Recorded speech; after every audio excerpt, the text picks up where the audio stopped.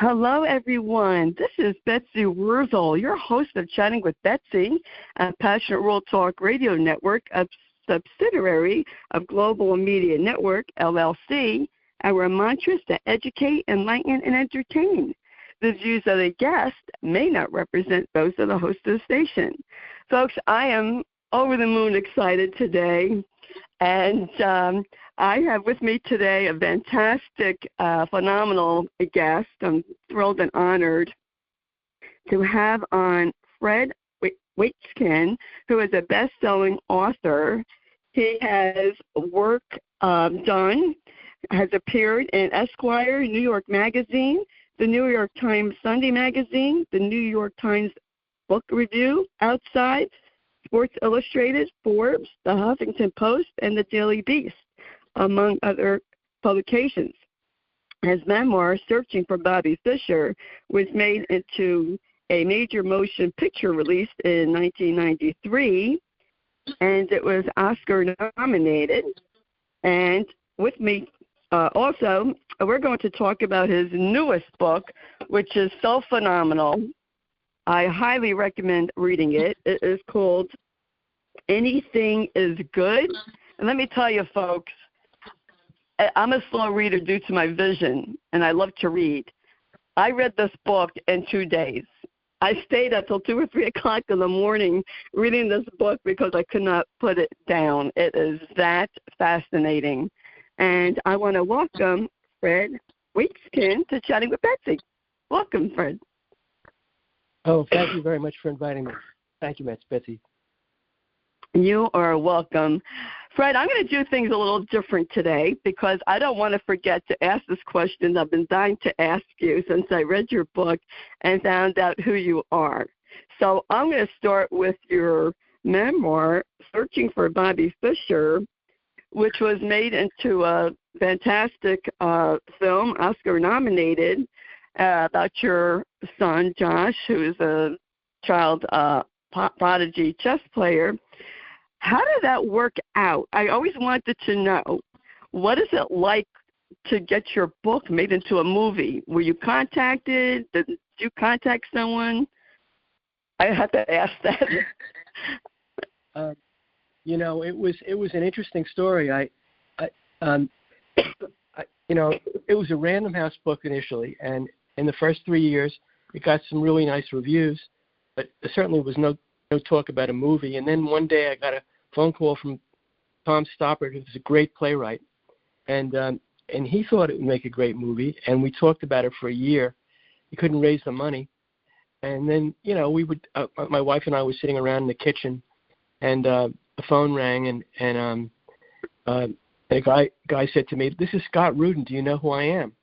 And I said, "Well, I have heard of you. You're a movie producer." He said, "Yeah, and I'm driving around in a limo now with Francis Ford Coppola. Do you know who that is?" I said, yeah, I do know who that is. And he said, we've been talking about your book. We think it would make a terrific movie. That's how it began. And after that, screenplay was written, and I had some I had some editorial cachet for that. In other words, the screenplay was written by Stephen Zalian, who's a great writer and a director in his own right. And he would show me a version of the script, and I would tell him what I think. And sometimes he'd grimace because he wouldn't like my ideas, but sometimes he liked them. And they made the movie, and it was very exciting. A lot of it was shot in Washington Square Park, which is within walking distance from my apartment in Manhattan. So we would stroll over there and watch them shoot some scenes. And 4 or 5 weeks of it was shot in Toronto, and we went up there, and we got carted around in a limousine, and there were a lot of fancy meals, and it was very exciting. And then when the movie came out, I felt like a star. And novelists are not really stars. I mean, they're guys that sit in a quiet office and do their work. But all of a sudden, a limousine was carrying me and my family around, and there were lavish meals, and we watched them shoot the movie, and the movie came out, and there were great reviews. And we were on television a lot talking about the movie. And then all of a sudden I realized, how am I ever going to top this? I mean, this is the first book I'd ever written. It got turned into this big-time movie, and it really hamstrung me for a period of time. I couldn't begin to write something else because every time I thought I'd start something else, I'd think, but I'm not going to be able to match that. And so really, as great as it was kind of a setback to me as a writer for a couple of years until kind of the glamour of it wore off and I was able to go back to work and write another book. That's sort of the story of how that movie came to be. Wow, that's just so awesome. I always wanted to know that. That's me being curious. And what did your son think, Josh? What do you think about the movie, about being about him? That had to be mind-blowing for a young child at the time. Well, you might find this weird, but the first time we saw the movie, we were in a little screening room someplace in Manhattan, and it was filled with press and publicity people. And we watched the movie, my son and myself and my wife, and we were disappointed. I know that might sound strange, but everyone knew the book. We knew the book cold, and the book had been out there for 2 or 3 years. And the movie was different than a book. It's always that way. I mean, a movie is always different than a book. And if you're an author, you might find the result jolting. I found it jolting. And so at first I was disappointed. But then over the years, I came to respect the work that Steve Zaillian did as a writer and as a director. And I realized that he had taken my baby and made it into his baby. And there was a lot of my book in there. And I came to really like it. I felt good about it. But at first, including Josh, we were all jolted because he looked at me and I looked at him and he said, "But Dad, this is not exactly my story." Because it was Steve Zaillian taking our story and making it into his story. So, but that's pretty common with movies. Yes, it is. The book is usually different than the movie. The movie can't have everything about the book because there's only so much time. But I never saw the movie. I went on actually YouTube to see some clips. At that time, I don't know. I didn't go to the movie, but I just had to ask you that. Now I'm going to shift into your new book, Anything is Good, which I hope will be made into a movie, Fred. This book is just, you have such a way with words that I thought I was there. I thought I was there in Florida. I thought I was there in New York. But I want to ask you, like I always ask my guests, how did you come to write the story? What motivated you to write the story? Okay, it's a good question. The story before the story. I knew Ralph. Let me just say that I call it a work of fiction based upon a true story. My last 3 books have been like that. I start with a story that I knew about, and then I take it to another place. Anyway, Ralph was my best friend in high school. He was a brilliant guy, but a very unusual guy. He was, he wasn't interested in sports. He wasn't interested in girls. He was interested in philosophy books, which I didn't even understand. I couldn't even pronounce the names of the authors. He was interested in philosophy books, and he read poetry very deeply. And he referred to himself as an alien. And I just loved that. I thought it was so crazy and interesting that my friend Ralph was an alien, like he believed he came from outer space, or that was my sense of it at the time. And we were good friends in high school. And then later on, he went to college in the Midwest. And very early on in his academic career, he showed a propensity for philosophy. And while he was even still in college, and then right after college, he was recognized by some of the greatest philosophers in the world as having an exceptional mind for philosophy. And he conferred with these top philosophers. And he was also an inventor. And what I should have said is his dad was a very unusual guy, kind of an underworld figure in a way.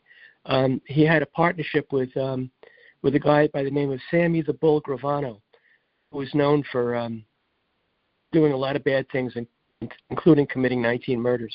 But they had a business relationship, and Isaac, Ralph's father, over time purchased 14 office buildings in Manhattan, old buildings, but 14 stories and 20 stories. And And as the years went by and Ralph was living on the Upper East Side, inventing things and doing philosophy, his family found out that he was a bigamist, that he had a second wife and 5 children. And they lived in Rye, New York, in Errol Flynn's old house. Believe it or not, he bought the Errol Flynn house from the estate of the actor, Errol Flynn. It was a gorgeous place with a water view and acres of rolling property. And he and his second wife lived there with 5 children. And when the family found out eventually that Isaac was a bigamist, everything started to fall apart. The family broke apart. The business broke apart. Isaac's business was undercapitalized, so he lost his office buildings. He lost all of them. And Ralph, who was brilliant and successful in philosophy and inventing, could no longer support his apartment on the Upper East Side of Manhattan. So his sister, who was also a very smart person, packed him up and took him on a plane to Florida, to the house of a distant cousin. It was near Miami Beach. And the cousin put him in a little room about the size of a bathroom that was large enough for a small bed and a computer. And Ralph did his work in this cousin's apartment for a couple months. But the cousin didn't like Ralph. He thought he was crazy because he didn't like pro football. He didn't like to smoke marijuana. He didn't like to do what everybody else did. All he liked to do was sit in front of the computer. So one day the cousin got furious at Ralph and walked into his room and grabbed him by the collar and threw him out onto the lawn. Ralph wasn't wearing a pair of shoes, and he only had a few cents in his pocket. And his glasses got broken, and he didn't see very well. So he was on the street, and he remained on the street for the next 20 years. And that's how the story of Ralph's homeless life began. Wow. Did you know the impression I got about Ralph, Fred, and this might seem off the wall, I don't know if anyone has ever said it to you, but in reading about Ralph, I just got the impression, the idea of maybe Ralph was neurodivergent. Maybe he was on the autism spectrum, having Asperger's, from what is described in the book about Ralph. That's the first thing I thought of. Wow. I mean, and they didn't discuss that back then, right? They didn't discuss that in the 60s or 70s. They didn't know much about it. No, you're completely right. Those distinctions weren't often made. And Ralph was very strange. I mean, maybe he was autistic. I can't answer that question. He was very strange, and I have to say that now remember, we're talking about a guy that was homeless for 20 years. For the first couple of years that he was homeless, living in a park, he was very disturbed. In other words, being ripped out of his home, being removed from his computer so he couldn't do his work, not able to reach people on the phone that he used to confer with about philosophy. And he became depressed, very depressed. And he was fed by other homeless people or he would have died. But then over time, he arrived at the idea that this is a very special circumstance to someone to find themselves in, and maybe he ought to try to make the most of it. So he was a great observer, and he started to look all around him, and he started to draw conclusions about various other homeless people and the way they lived, and what it's like to be a homeless person. And then he found himself very organically to be a counselor for the homeless. He would sit on a park bench, and other homeless guys would come over and sit next to him, and he would ask them about their lives and their worries and their despair and their loves and then their losses. And over time, he gained a reputation as a kind of lay counselor, a lay therapist, and he was greatly respected in the homeless community because he's a brilliant guy, but he oriented his brilliance towards helping other homeless people rather than inventing and doing philosophy. Yes, I found that really amazing in the book. And because I am very familiar with the neurodivergent people, my son is on the spectrum, I just felt for Ralph, and I mean for anyone, Fred, to be thrown out with nothing. His cousin just threw him out with nothing. How cruel! That was so cruel to do that, and you really feel for Ralph and going through everything that he went through. And your book really gives a great view of what a homeless person goes through. And I don't want to give away a lot of the book because I want people to read it. And Florida plays such a big role. Florida, to me, is like a character in the book. And you feel that you're there. You feel like you're in every scene.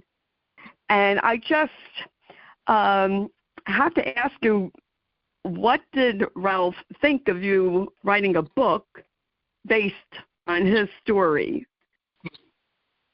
Well, let me tell you how that happened. Sure. About 3 years ago, I was in between books. I'd finished writing a short novel about a very unusual woman that lived in Costa Rica, and I was in between books. And being in between books is always a very difficult time for me, because after I finish one book, I'm haunted by the book that I'd just written for a long time. I'm not the kind of writer that, there are a lot of novelists, particularly popular novelists, that always have like a backlog of stories that they want to write. In other words, they finish one, and then they're already starting the next one after, the weekend after they finish the last one. But it's never been that easy for me. For me to write a book, I have to fall in love with the story. Really have to fall in love with it, or else I can't do my best.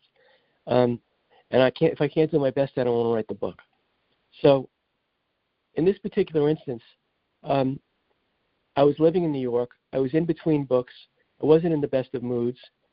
And one of the reasons was because my two closest friends had both passed away very consecutively to one another.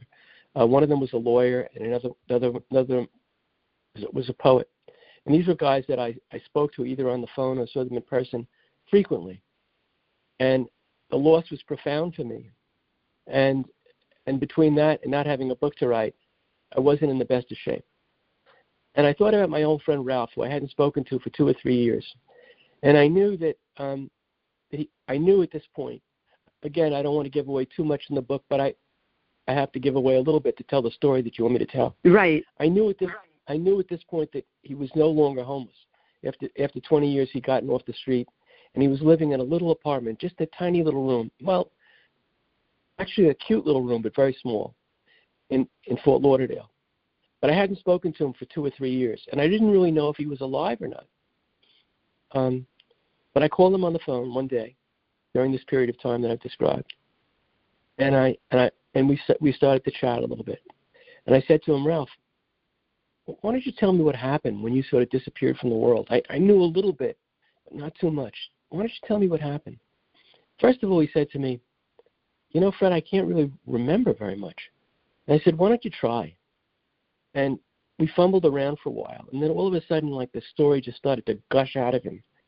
And that phone call became 20 or 30 phone calls, because I knew I had my book. I knew this was something I had to write about. So that's how the story was born. I think this is a book for everyone to read, Fred, to really get a good look at how one particular person became homeless, but how everyone is really one step away from being homeless as far as I'm concerned. Anything could happen to anyone. My son just told me the other day, a friend he went to high school with is homeless. Wow. And not so much where I live in New Jersey do I see homeless people, but I have heard of encampments in New Jersey where there are homeless people. And I think that people sometimes judge homeless people, like, oh, well, it's your choice. How did you get here?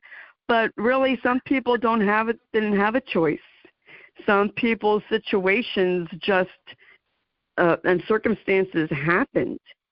And I think we need to be more compassionate for the homeless.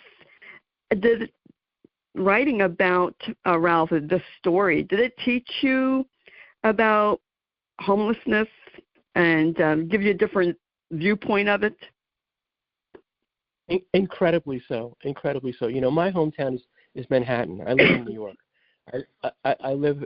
My apartment is 6 or 7 blocks south of Washington Square Park, and my office is on 28th Street, which is the flower district. And my block is one flower store after the next. And if you walk on my block, you'll pass a beautiful flower store, and then on the sidewalk you'll see a homeless guy sleeping with his head on the concrete. And then you'll go to the next flower store, and then there'll be someone else sleeping on the street. And then if you go downtown to where my apartment is, there's a sweet little park right in front of my apartment with about 14 park benches, and it's a beautiful place in the evening. Probably I shouldn't do this, but I like to go down with a bottle of beer and drink it before I go upstairs to have my dinner, and watch the mommies pushing babies in strollers. But also, there's a homeless lady named Vivian that lives on a park bench. And she's been there for 2 years, living on a park bench. Now, 2 years when I first noticed her, she was living there with her husband. And in the winter, she would cover herself and her husband with a green blanket. And in the snow, or in the spring, or in the fall, in the pouring rain, they'd cover themselves with a sheet and they'd be drenched. But every night they lived on the. And one night last winter, I went down there to bring them some food, and she told me her husband had died. He'd frozen to death on the bench. Oh my goodness! And it was just astonishing. But she continued to live there. Now I'm out of the city now. I'm for the summer. I'm going back to the city actually on Wednesday. But I was asking a friend of mine who lives in the neighborhood, is Vivian still on the bench? This was 2 days ago, and she said, yeah, she's still there. So now she lives on the bench without her husband, and she prepares herself for the day. She washes her hair with she goes to the fountain at the end of the block and pours water in a bottle, and she sort of does her hair that way. And she shaves her legs sitting on the bench, and she tries to prepare herself for the day. And I've asked a couple of friends this question. I mean, if you had to live your whole life on a bench, and that was it, you were never going to leave that bench. Just live on the bench, eat on the bench, go to the bathroom on the bench. Would life be worth living? I've wondered about that. What do you think, Betsy? You know what? That's a good question. I think I would be depressed myself if I lived life on a bench. I'd be grateful to still be alive, but I would find myself very depressed, especially losing a spouse. I know what that's like. So that would really put me, I think, even more of a depressed state. And so where do you go for help? So what I wanted to say, because I'm really getting back to the core question that you asked a few minutes ago, which was a brilliant question. Before I really started writing the question of Ralph, the story of Ralph, I ride my bike up to my office, and on the way uptown, I'd see a homeless guy sleeping on the street or leaning against a light pole. I'd go to Washington Square Park, and one whole corner of the park is populated by homeless people that are drunk or suffering, obviously, in some way. I'd see them, but I wouldn't really see them. It would be like I was looking at part of the furniture of the city. And since I've spent the last 3 years writing this book and thinking about the life that my friend had lived and all the people that he told me about, I don't see the homeless people the same way anymore. I see them. I mean, like I was in Grand Central Station about 4 months ago, and I was coming from a doctor's office, and I was going to transfer the train to go down to my office, and I started walking through, and there was a woman, about 25 years old. She wasn't wearing any clothes, and she was nursing her baby, sitting on the ground in the middle of the subway with everybody walking past her. And I walked to the 7th Avenue subway, and then I said, no, I can't do this. So I went back to her. I had a $100 bill in my pocket and a 20. I gave her the 20. I felt guilty afterwards that I didn't give her the 100. But I don't see the homeless people has furniture anymore. I see them. I think. Yeah, we tend to. I can't speak for everyone. I remember going into the subway to Madison Square Garden. This is probably like 40 years ago, and seeing what we call at that time panhandlers. They might have been homeless, and that was like, I didn't know what I thought. I was young back then, and I really didn't encounter homeless people. I've heard about homeless people. I just interviewed earlier this year, actually a couple of months ago, Fred, someone who was homeless. And it's a really tough situation, the guy was telling me, because you can't get government aid, he said, unless you have a residence, like an address to prove. Right. And how do you have an address if you're homeless? And so it's like almost like a catch-22 situation. And I tell my son, because he complains, I don't have the best house in the world. I have a roof over my head. I said, you see, Josh, your friend is homeless. And we're very lucky to have a roof over our heads. People don't realize that. All you need is to lose a job, be thrown out, not be able to pay your taxes, and you're homeless. And it's scary. And through Ralph, what I learned was that there are a number of homeless people that are extraordinary, just not Ralph. Ralph is extraordinary, but there are other people, and in the book you meet people like that. I mean, like for example, there's a woman that comes in at the end of the book. Her name is Melanie, and she has a boyfriend that she fell in love with, and they live in the park together. But before she lived in the park, she was working for I think I lost you, Fred.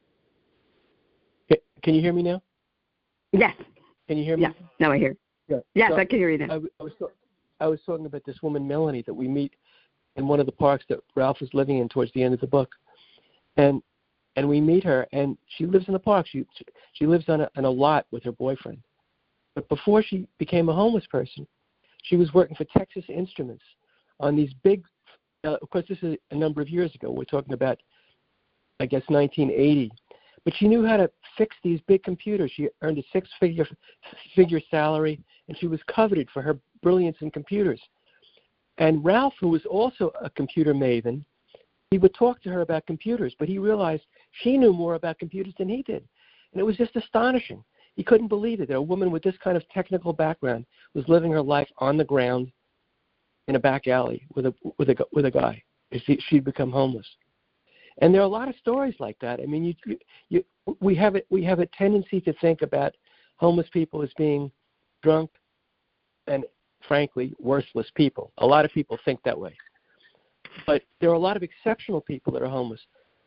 Ralph tells this other story about homelessness that really left a mark with me. He said that living in various parks in southeast Florida, he observed that the people that aren't homeless, just regular folks, engineers, athletes, students, sometimes come to the park to talk to a particular homeless person, because after living a homeless life for so many years, a lot of the ego has been shaved off, and a lot of the people that live in parks are a kind of pure manifestation of wisdom without any pretense. So that some people actually seek out homeless people to talk to because they find it so exciting intellectually and morally. So it's a subterranean world. It's not just guys being, on the street. It's people that love music. It's people that are sad. It's people that are happy. It's people that fall in love. But we don't think about them. It's kind of like an underworld that percolates beneath our own world. Yes, and all the different characters in the book. I love the I can't think of the woman's name, where they went to this fancy department store, and I thought that was awesome. I mean, here this woman probably had money at one time, connections, and you just don't know people's stories, and you're right. And I love that Ralph met someone, and they had a little underneath, the boardwalk, as you so described in your book, and she really, Jenny, changed his world in a way, and I thought that was just wonderful. That was what inspired the title of the book, because again, we won't be giving them away too much, just to say a few words about that. But he met this girl. He'd been homeless for 20 years. He met this girl. He fell in love with her, but he didn't know where to live with her. And he came up with this idea that they could live beneath a fishing pier. A fishing pier is a dock that goes way out into the ocean, and people come on it and go fishing. They drop their baits in the water. But underneath the dock is kind of like a filthy place. I mean, there's old rotting fish, and there's spiders, and there's beer cans. It's a fetid place. But he loved her so much that he made it beautiful. And they had a beautiful period of time living there. So, what you might think bad is sometimes good, and what you think is good is sometimes bad. That was the idea of the title of the book. Anything is good. Anything is good. I like that. I was going to ask about that. And I really like your jacket cover for the book. I think it's stunning. Thank you. The guy that designed it is a brilliant painter. I'll pass on your compliment to him. Mauricio Diaz is his name. He's very gifted. Yes, it's just beautiful. And I'd like to know a little bit about your creative writing process, because you bring each character and scenery to life. I mean, like I said, I felt that I was actually in the book. I was under that boardwalk. I was in New York City. It's like I witnessed the fight that Ralph had. And it just kept me spellbound. So how do you have like the characters in mind and the dialogue? Because I really admire people, Fred, like you, who are so fantastic and wonderful in writing. I have enough trouble writing a paragraph. So what is your, how do you do your, think of the dialogue for the characters and that kind of process? Betsy, you've asked a big question there. I mean, I could probably teach a course in that. But let me say something. That I think that might be interesting to your readers. Okay. It's not the whole story, but it's part of the story, addressing what you've asked. If I find a story that I love, that makes it possible for me to write it. It gives me the energy to write it. And then I tell the story. In other words, one of the things that it's very important for me as a writer is to find a story with chops, a story that I find compelling.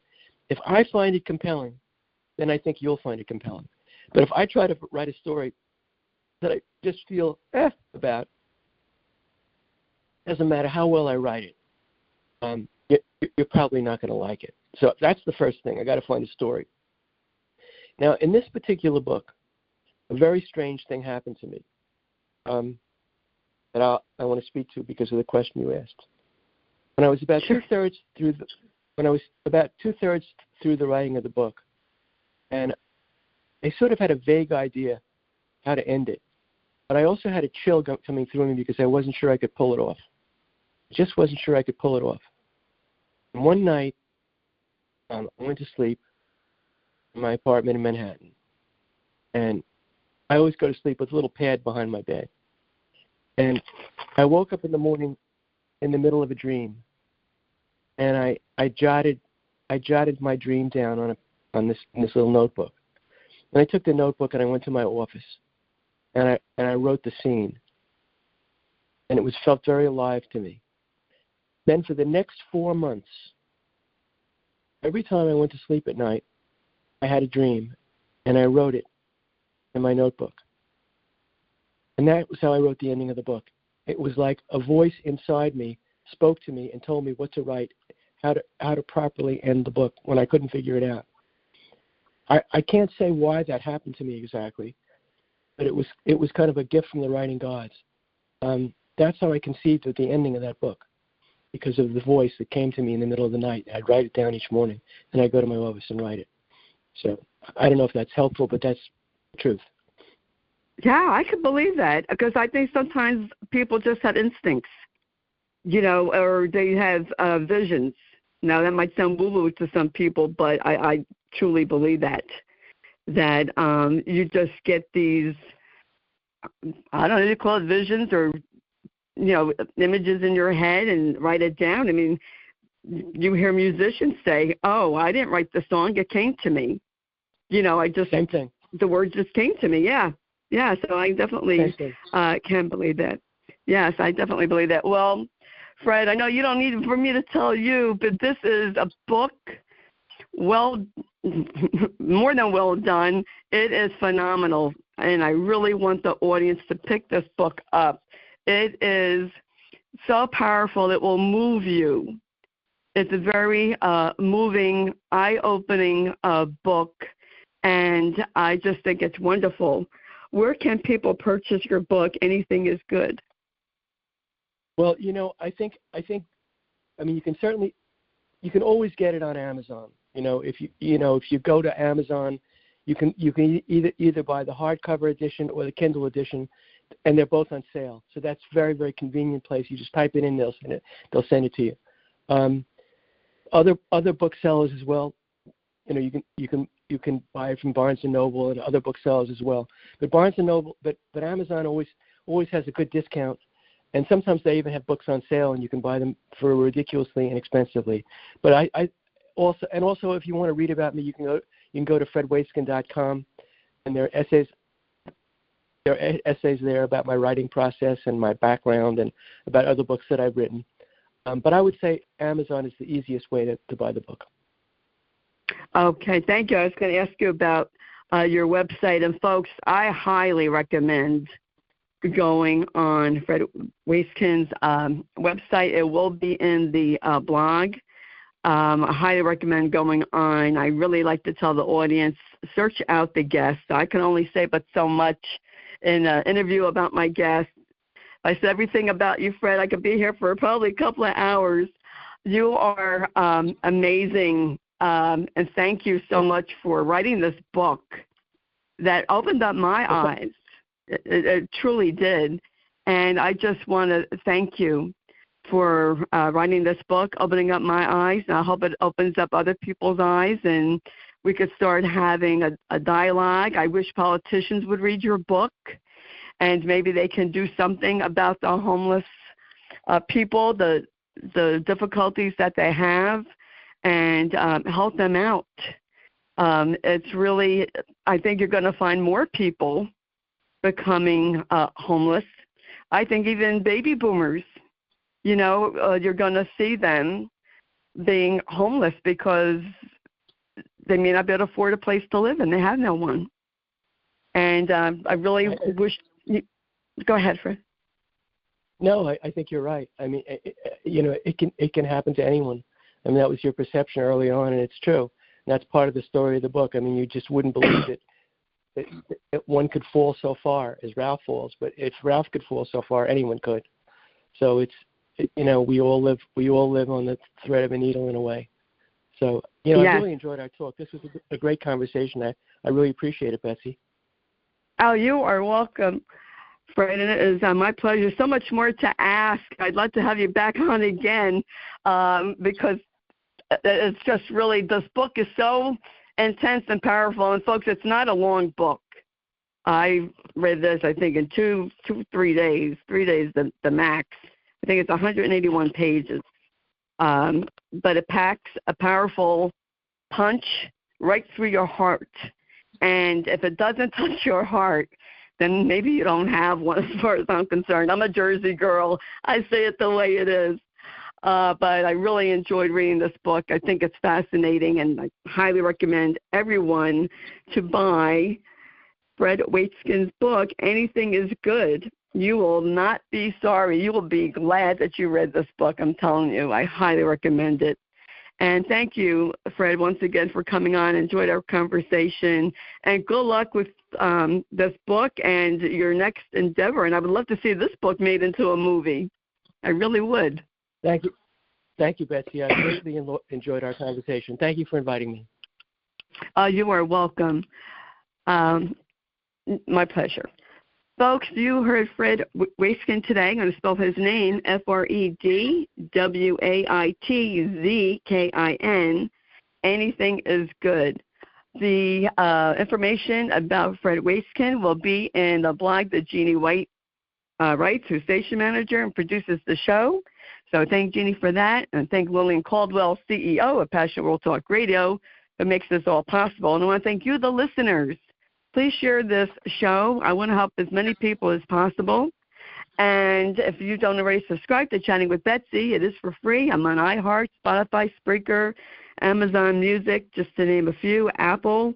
And I'd appreciate it if you would subscribe. I have phenomenal guests on from all walks of life, and I learn from every guest. And let me tell you what, I learned a lot about the homeless situation and the people and just the culture itself and the survival. It's intense, folks. It really is intense.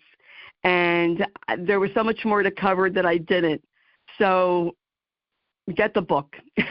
I really want you to get this book. I'm that passionate about it, and I can't help it. I say how I feel, and my son is going to read this book next. It's a wonderful story. It's not depressing at all. It's actually hopeful, and it's also a love story. It's a mixture of different stories, really, in this book, and it's very powerful. And as I always say on my show, in a world where you could be anything, please be kind and shine your light bright, because we need it now more than ever. This is Betsy Wurzel, your host of Chatting with Betsy on Passionate World Talk Radio Network, a subsidiary of Global Media Network, LLC. Bye-bye now.